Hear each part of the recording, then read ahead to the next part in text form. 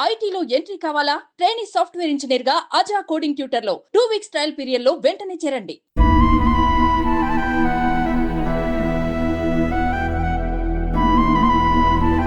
ప్రస్తుతం మనం మొగలయ్య ఇంటి దగ్గర ఉన్నాము. వాళ్ళ ఇంటి పరిస్థితులు ఏంటిది? ఎలా ఉంది? అంటే తను కొన్ని ఏళ్ల కాంచెలు కేశవపురం నుంచెల్లి ఇక్కడికి వచ్చేసి వాళ్ళు ఇక్కడ జీవనం సాగించారు. ఇక్కడి నుంచెల్లే వారు జానపద కథలు చెప్పుకుంటూ అంటే మిగతా ప్లేస్‌లకి వెళ్తూ అక్కడ జానపద కథలు చెప్పుతూ తన జీవనం సాగించేవాడు. తన ఆర్థిక పరిస్థితుల్లో అప్పుడు ఉన్నప్పుడు ఈ ఇల్లు కట్టుకోవడం జరిగింది. ఇక్కడ మీరు చూసుకున్న ఇల్లు.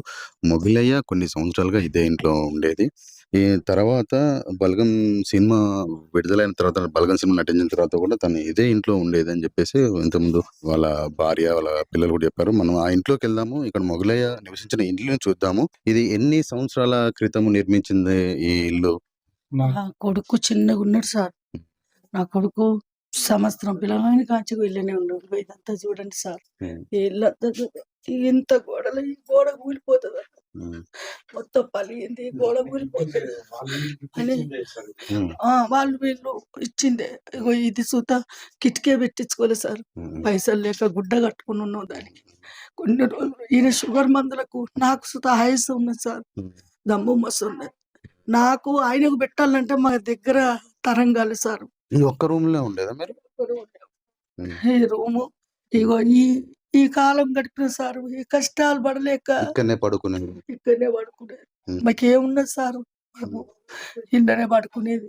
మేము హ్మ్. ఆ రోజు ఇంత లాస్ట్ వరకు ఏమి లేకున్నా గానీ ఇంత లాస్ట్ గట్టిగా వర్షం వస్తే ఇప్పుడు వాళ్ళ కొడుకుతో మాట్లాడదాము. సార్ చెప్పండి. గట్టిగా వర్షం వస్తే వేరే కాడ రెంట్ తీసుకొని ఉంటుంది ఈ సీజన్‌లో. ఏది వర్షాకాలం. వర్షాకాలం. వీళ్ళు సార్ గిట్ల వీళ్ళందరూ దీంట్లోకి వచ్చేసారు. ఇంతకుముందుకు వీడియోస్‌లలో అంటే 'బలగం' మూవీ టీమ్ కూడా ఇంట్లోకొచ్చారు. ఇక్కడ తిన్నవాళ్ళే. అవును. 'దిల్ రాజు' టీమ్ వచ్చిండ్రు, 'బలగం' టీమ్ వచ్చిండ్రు, అందరూ వచ్చారు. ఇది ఇక్కడ ఉన్న పరిస్థితి ఫస్ట్ వీడియో ఉన్నది. ఇప్పుడు వర్షం పడితే ఆటోమేటిక్‌గా పైకి ఒక్కసారి దించాడు. హ్మ్. దాంట్లోని వాటర్ కిందికి గారిపోతాయి. హ్మ్. మొత్తం హ్మ్. ఈ గోడ ఇట్లా కూలుతా సార్. ఇగో హ్మ్. ఇట్లా కూలుతాను చూడు. హ్మ్. ఇగో హ్మ్. ఇగో ఇగో చూడు. ఇగో ఇట్లా కూలిపోయినా గానీ ఇళ్ళనే ఉన్నాం సార్. ఇక్కడ మీరు చూసుకోవచ్చు చాలా దీనమైన పరిస్థితులు ఉన్నారు. మురళయ్య గారి ఫ్యామిలీ. ఈ ఇంట్లోనే ఈ ఒక్క రూమ్‌లో ఇంకో రూమ్ ఉంది. మామూలుగా బెడ్‌రూమ్ లాగా ఇది కూడా ఉంటుంది. ఇది చాలా చీకటిగా ఉంటుంది. ఈ 2 రూమ్‌లు. ఈ 2 రూమ్‌లలోనే పిల్లలతోని అంటే ఇద్దరు పిల్లలు మొగలయ్య గారికి. ఒక పాప, ఒక బాబు. బాబుకు పెళ్లయిపోయింది. పాప పెళ్లయింది. అంటే పెళ్లి కాకముందు నుంచెల్లి చాలా చిన్న స్థాయి నుంచెల్లి అంటే మొగలయ్య గారికి పెళ్లయిన తర్వాత నుంచెల్లి ఇదే ఇంట్లో ఉండుకుంటూ 2 రూమ్‌లు. ఈ 2 రూమ్‌లో ఉన్నది. ఇక్కడ వాళ్ళ కొడుకు చెప్పేదంటే ఇక్కడ ఉన్నటువంటి కొన్ని వస్తువులు గూడా తనకు గిఫ్ట్ రూపంలో అంటే తను ఎక్కడ పాటలు పాడటానికి, జానపద కళలు వెళ్తానికి ఎళ్ళినప్పుడే అక్కడ వాళ్ళు గిఫ్ట్ రూపంగా ఇచ్చేది. అలానే మా జీవనం సాగేదని చెప్పేది. ఇక్కడ గోడల మీద మీరు చూసుకున్నట్టయితే గోడలు గూడా చాలా ఘోరంగా ఉన్నాయి. అంటే వర్షం వస్తే కూలిపోయే పరిస్థితిలో ఉన్నది. ఇలాంటి పరిస్థితిలో ఇప్పుడు మొగలయ్య గారి ఫ్యామిలీ ఉంది. చాలా బాధాకరంగా ఉన్నది.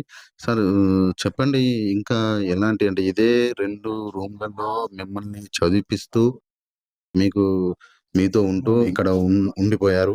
తనెక్కడికైనా ఎళ్ళేది. ఎలా ఉండేది నాన్నగారు మీతో? మాతోటి మంచిగుండేది. ఆయన ఉన్నంత కాలం మంచిగా చూసుకునేది. మమ్మల్ని ఆయనకు ఆరోగ్యపరంగా ఎటువంటి సమస్య ఉన్నా గానీ మాకు చెప్పకుండా, మాకు మంచిగా ప్రతి విషయంలో బాగా చూసుకునేది. మ్యారేజ్ అయినాక నీ బతుకు నువ్వు బతకాలిగా బిడ్డ అది అని చెప్పి పక్కకు పంపించేసిండు గానీ అంతకుముందు మాకు ఆ పరిస్థితిలో ఉండి గూడా మాకు పనంటూ చెప్పలేదు. మ్యారేజ్ అయ్యేంత వరకు. హ్మ్. ఆ స్థితిలో ఓకే. ఇప్పుడు నాన్నగారు చనిపోయి ఒక 3 రోజులు అవుతుంది గదా! బలగం టీమ్ వచ్చారండి మొన్న చావుకి? నా చెల్లు రచ్చరవి గిట్లా వచ్చేసిండు. అది ఇప్పుడు సడన్‌గా జరిగే వరకే హ్మ్. ఇది హ్మ్. వేణు సార్ ఎక్కడనో దూరం ఉన్నాడట. హ్మ్. ఇది 'దిల్ రాజు' సార్ గూడా మాట్లాడిండు. నేను విదేశాలలో ఉన్నా కొద్దిగా రావడానికి వీలు కాదు. పొన్నం ప్రభాకర్ సార్ గూడా వాళ్ళకి తెలిసింది. వాళ్ళన్నారు గదా! ఇది దూతి మాధవరెడ్డి సార్, పొన్నం ప్రభాకర్ సార్ వాళ్ళు అసెంబ్లీ ఉన్నది ఏమనుకోకండి. మా టీమ్‌నయితే పంపిత్తం. మా వాళ్ళు పీఏలు ఇట్లా ఉన్నారు గదా! వాళ్ళని పంపిస్తాదని చెప్పి పంపించేసిండు. ఇది సుదర్శన్ రెడ్డి సార్ గూడా వచ్చిండు. హ్మ్. ఇంగ సడెన్‌గా మొగలయ్య గారు కాలం చేసేసరికి ఇది ఎవరికీ తెలవలేదు. అందువల్ల అకారణంగా మరణించేసరికి రాలేకపోయారు వాళ్ళు. లేదంటే వాళ్ళు వచ్చేవారని జెప్పేసి మనతో పాటు అంటున్నారు. ఇప్పుడు ఎట్లైనా కర్మలు ఉన్నాయి గాబట్టి అప్పుడైనా వస్తారు కావచ్చు అని జెప్పేసి అంతే కదండి. అప్పుడు వస్తారని చెప్పేసి ఆశతో ఉన్నారు.